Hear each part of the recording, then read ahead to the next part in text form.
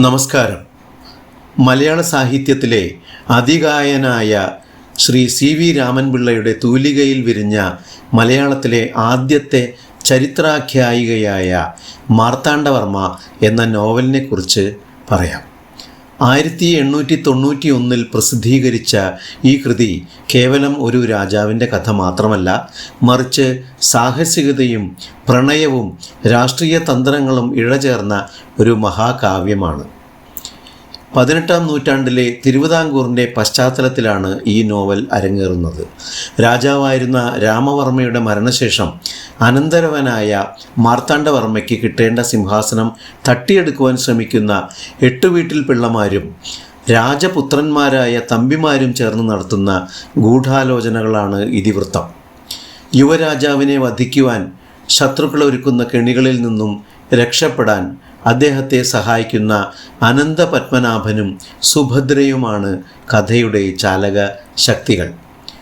നോവലിലെ ഓരോ കഥാപാത്രവും CV-യുടെ കരവിരുതിൽ ജീവൻ തുടിക്കുന്നവരാണ്. ധീരനും പണ്ഡിതനുമായ യുവരാജാവ് മാർത്താണ്ഡവർമ്മ, വേഷപ്രച്ഛന്നനായി എത്തുന്ന അതിസാഹസികനായ അനന്തപത്മനാഭൻ, തൻ്റെ പ്രിയതമനായി വർഷങ്ങളോളം കാത്തിരിക്കുന്ന സുന്ദരിയായ പാറുക്കുട്ടി. എന്നാൽ ഏറ്റവും ശ്രദ്ധേയമായ കഥാപാത്രം സുഭദ്രയാണ്.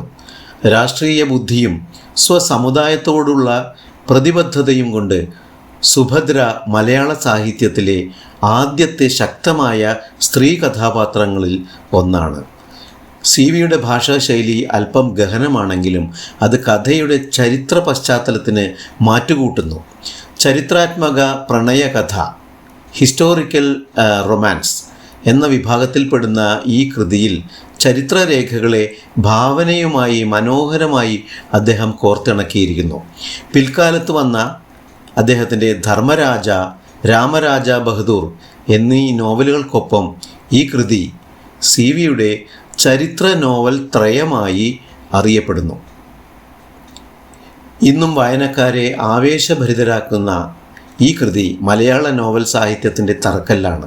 ചരിത്രം പഠിക്കാൻ ആഗ്രഹിക്കുന്നവർക്കും സാഹിത്യപ്രേമികൾക്കും ഒഴിച്ചുകൂടാനാവാത്ത ഈ നോവൽ ഇന്നും നമ്മുടെ സാംസ്കാരിക പൈതൃകമായി നിലനിൽക്കുന്നു.